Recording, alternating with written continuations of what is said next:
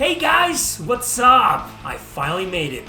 500 RPGs ranked on a scale from 1 to 10 in my blog. Oh yeah, 500! So in today's video, what we're gonna do is we're going to go and take a look at my blog and we'll go through the whole list from bottom to top, from worst to best, with commentary included, explanations included, and all that jazz. 500 RPGs, man, are you ready? Then let's begin!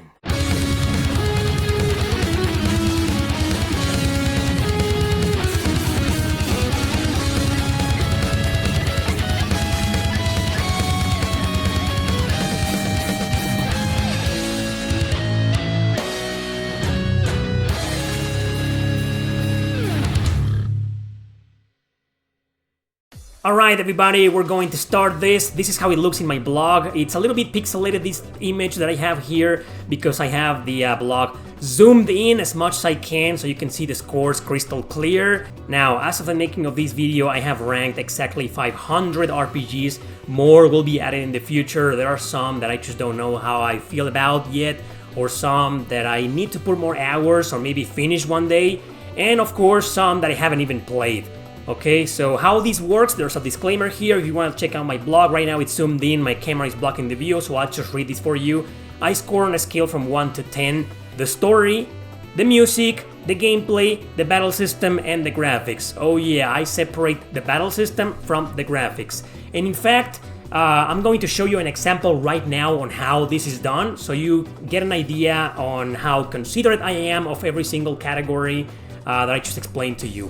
And then I multiply the total amount by 2 to get a scale of 100, or basically 10.0, okay, for these rankings that you'll see today. Alright, so let's take a look at the example, just so you understand how serious I am when it comes to ranking every single of those 5 categories. Here it is. Eternal Poison. I give the story a 10 out of 10. Why? Because rarely Japanese RPGs have mature stories in gothic settings with adult situations. Different parties are searching for the eternal poison for their own selfish reasons in a world infested by demons. Plenty of twisted psychological issues and unexpected revelations expose the intentions of everyone eventually. This is a really well-written narrative. Gameplay, leaving the battle system aside, is unfortunately a 7. The town is fine, with stores, talking to people, recruiting allies, etc.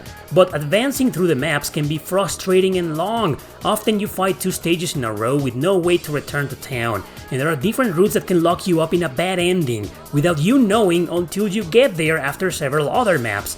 I think that was a poor design decision. The music is definitely another 10 out of 10. Oh yeah, it's got different styles and genres that blend in perfectly well depending on the situation, from metal to aggro tech to even eerie violins. Composed by various musicians, it's extremely unique and a blast to listen outside of the game. I give the graphics a 9. The art style is beautiful, the various colorful stages, the character design, the monster design is a bit weird, sure, but the bosses look interesting. It's just the polygons, their movement and animations didn't age marvelously, but they still hold up pretty damn well. Finally, I give the combat an 8. It's classic grid based and you control the protagonists of each party, including their recruited allies or monsters that you captured. Only main characters can capture them with their book. Apart from that, everyone's got regular attacks and abilities, but enemies have strengths and weaknesses, so it's fun to figure out how to kill each type, but it's a really difficult game, let me warn you. So, based on my own personal score, multiplied by 2 to get a scale of 10, this game is an 8.8 out of 10. I'm probably the only person on the internet who ranks this game this high.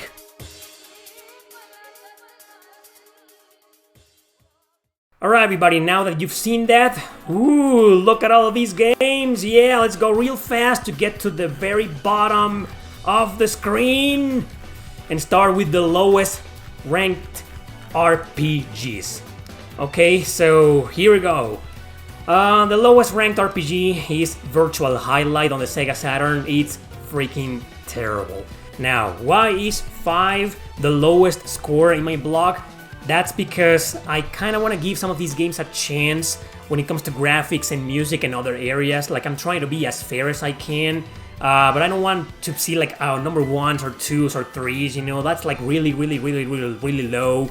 Like, I don't know, I feel comfortable with the lowest score being 5. It doesn't equal 0 in my list or in my head, okay? So it's just that 5 is the worst I can think of for a video game because, like I said before, I am ranking graphics, I am ranking music, and all of those things might be good in a game like Time and Eternity, for example. Take Time and Eternity, for example. That game at least has decent music, at least has okay graphics, you know, the gameplay and battle mechanics can be trash, the story can be trash, you know, but other areas may be okay. So it feels kind of weird to me if I'm ranking all of these RPGs by category, you know. It feels unfair to just say Time and Eternity is a 0 because the battle system is terrible. Like, come on, okay, there are other areas to consider. So that's why the lowest of the lowest is number 5, and yes, that means officially Virtual Highlight on the Sega Saturn is the worst RPG I've ever played in my life, worse than Time and Eternity. Okay, so with that clarified, let's continue. Anyway, so going back to this list, yeah, okay, so for example, let me clarify something else to you. Like you see here, I don't know, Omega Quintet. 6.6 or Baroque at 6.6, and these are games, you know, that you know me, if you've been watching my videos for a long time, you know, you already know I've trashed those games, I freaking hate them. But why 6.6 like over 5.2 when it comes to Time and Eternity or Tracia? It's because of what I just explained to you, okay?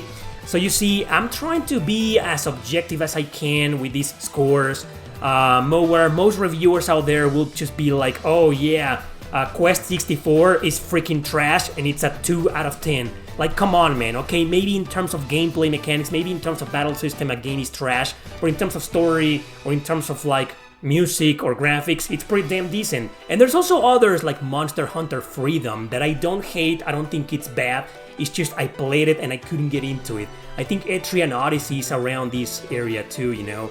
Here it is, Etrian Odyssey, I give it a 7.4. You know why? Because the music is incredible in that game. Yeah, I listened to the soundtrack of that game, I use a Gojiro, and it's freaking great, right? So, now you understand. Now, I want to say something before we continue with this blog and this list from worst to best, and that is a disclaimer that it's actually written all the way in the top, you know, in this blog, in case you forget. But in my opinion, anything with 7.4 and below, with very few exceptions, is not worth playing.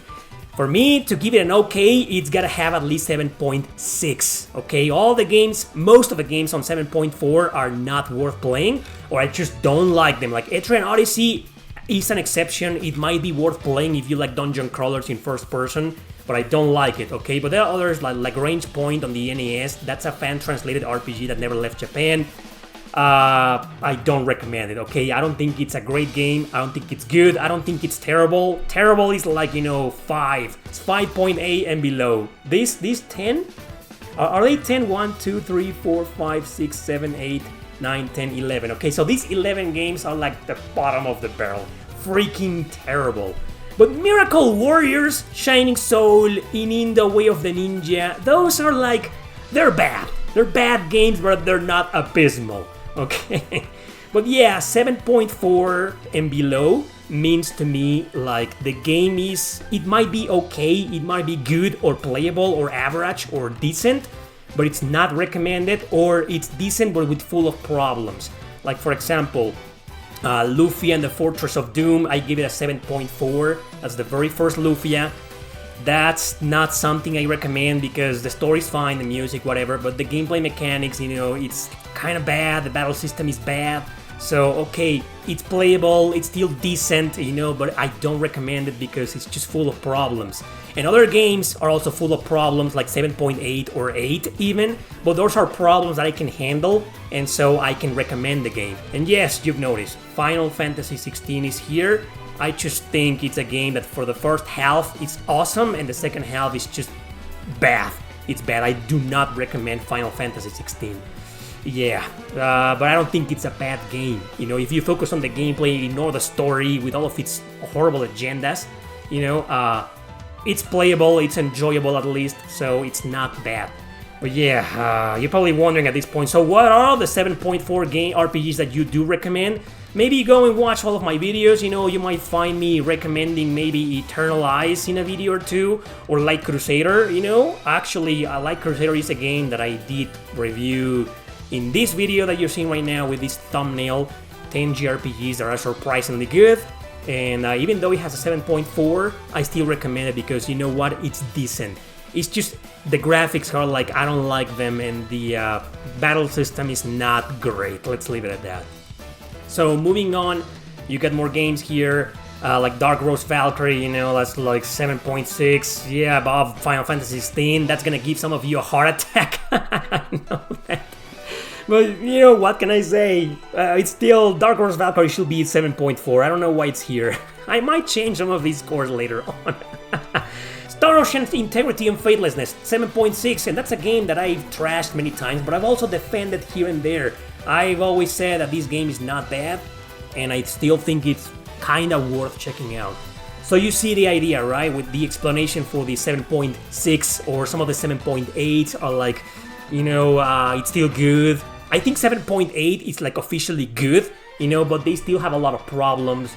Like, here's Vagrant Story, for example. I gave it a 7.8. I never finished it. I couldn't get into it, but I admit it's got a fantastic story, good graphics, good music. So, you know, it's still a game that I say I give it a green light to all of you to try out for yourself. This is recommended, but 7.8 because I just didn't like it and couldn't get into it. And then you got like other games are like okay at best. Like, people often ask me about the Legend of Heroes Prophecy, you know, the Gagar trilogy on PSP, the ones that are not Trails, and those are all like here like 7.8, 7.8, 7.8, and 8 max. You know, they're good games, okay, but not great. Anyway, so those are the 7.8s. Which one is the highest rank? Okay, Fire Emblem Thracia 776. That's the highest 7.8. You already know why. Could have been a 9, but no, the difficulty had to ruin it. Here are the classics like Phantasy Star, Dragon Warrior, Final Fantasy. I had to give him an 8. I don't really like these games, you know, because they didn't age very well and they're very primitive, but out of respect, because they are like the 3 big godfathers of turn-based JRPGs, I had to at least give him an 8. I think a lot of people see the number 7 as acceptable, you know, as good or decent. Well, I disagree. To me, 7, it isn't bad, but it's not good either. It's like mediocre or decent with full of problems, like I explained before. 8 is just good. It might be like a B. Like, remember the tier lists? It's like a B or a C+. Now, you might find a lot of like, okay, so Chaos Wars has 8.2, and Phantasy Star Universe also has 8.2. So, but Chaos Wars is above it. Does that mean you think it's better? The majority of the games are in order. Actually, some are like in random order. Like, for example, I don't know if Atelier Iris Eternal Mana is worse than Ni no Kuni 2. You know, I don't know. But most of these games are in the right order. So yes, even though Chaos Wars has the exact same ranking, 8.2 score as Phantasy Star, I think I like Chaos Wars a little bit more. So yeah, most of these are in the right order, just not all of them. Others are like a tie. For example, Shan Yuan Sword 7, which is a Chinese game, very good one by the way. I don't know if I like Strange Journey more or Shan Yuan, so I think I like Shan Yuan Sword a little bit more, but Strange Journey has like better music, better story, and better battle mechanics, right? But Shan Yuan Sword has better gameplay and better graphics. So you see what I mean? Yeah, it's kind of like that. So Final Fantasy VII Remake 8.4. 8 should be like an 8 or below, but I think the graphics look really good in that game. Obviously, they put a lot of money into that. And I think the gameplay is like really awesome. The battle system isn't great, but the gameplay is like, it's addicting, you know, it just pulls you in, you know, it's a great game, still a great game, worthy of 8.4. Which to most websites that will be the equivalent of like 7.8 or 8 in their book, okay? Anyway, so yeah, more RPGs are in here. Yeah, I'm a big fan of Trails in the Sky, but I'm a bigger fan of the second chapter. The first and third chapters are not like super great, you know, but they're still great games. Love them. Yeah, Tales of Symphonia 2, 8.4. Above all of this, kiss my ass, I don't care. I love the game, deal with it. Some games worth pointing out are like these ones, like the only in Japan games with a fan translation, like Soul Trigger. Some of these are, you're gonna find some of these like really high because they are that freaking great. And it only hurts me more to see them only in Japan. Like, why is a game as amazing as Soul Trigger still exclusive to Japan? Why did this never... I mean, I like this more than Astral Chain or Hexis Force that I praised multiple times, and more than Dragon Quest VIII. You know, I love that freaking game. Very recommended. Yeah, you're gonna have a lot of, you know me, you're gonna have a lot of controversial opinions here, like Grandia 3, 8.6, above Grandia 2, that's sacrilege for a lot of you. I don't give a rat's ass, this is how I feel about it, deal with it. But then we're start getting to the 8.8, okay? The first one, the lowest one is Parasite Eve, and then the S one, okay? E7. So those are not quite the masterpiece, you know, not games that I will put like Radiata Stories, I love the crap out of it. Not games that I will put on the S tier. Not something I could call a masterpiece, but almost like very close to being one. There aren't 100 RPGs out there that I call a masterpiece. That's how harsh and edgy, you know, I am. Oh yeah. Yeah, look at this. All of the great ones. Devil Survivor, the original version. Morley, the Tales of Exilia games, Lost Odyssey, Berseria, the Nier games, Legendia. I love Legendia. Yeah, more. 9.2, look. The remake of Tarzan the Sacred Story Art. Whereas the original, I gave it an 8.6. But yeah, but the remake is like impeccable. It's just freaking incredible, man. Yeah, Persona 3 Reload. Like, screw the censorship and go to hell, Atlus. But gameplay-wise, you know, it's just a really addicting game. They really nailed it. It's just the censorship and the agendas, man. Otherwise, this game will probably have like a 9.6, you know, but I did take some points out because of the censorship. Because damn it. Here you go, my 10 favorite JRPGs of all time, of all platforms, of all regions, of all whatever. Number 10, Odin Sphere Yggdrasil, the remaster of the game, of the original PS2 game, which I gave a 9 actually, it's down there. That's a 9.4 in my book. Number 9, Persona 3 FES. The original and also the vanilla versions, either version is just as phenomenal. But I think the FES version stands out more. That's the true 9.4 in there. Number 8, Devil Survivor Overclocked, the remaster of the Nintendo DS game, now exclusive to the 3DS. Excellent game, man.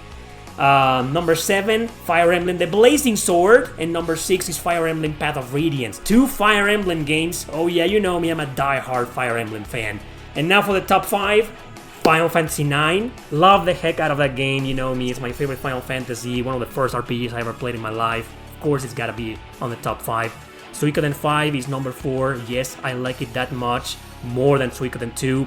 I'm maybe the only person on the entire world that likes it more than 2. Number 3, Growlancer 5, Heritage of War. That's one game, a hidden gem I won't shut up about. I'll never shut up about that game. It's freaking incredible. Everybody should play it. It's a masterpiece. And yes, it's my 3rd favorite JRPG of all time. I'm not kidding. Valkyrie Profile 2, Silmeria, my number 2. You already know that. And of course, Chrono Cross is the highest ranked RPG in my list, 9.8. And you're probably wondering, that should be, if there's gonna be one, just one 10 out of 10, it should be Chrono Cross.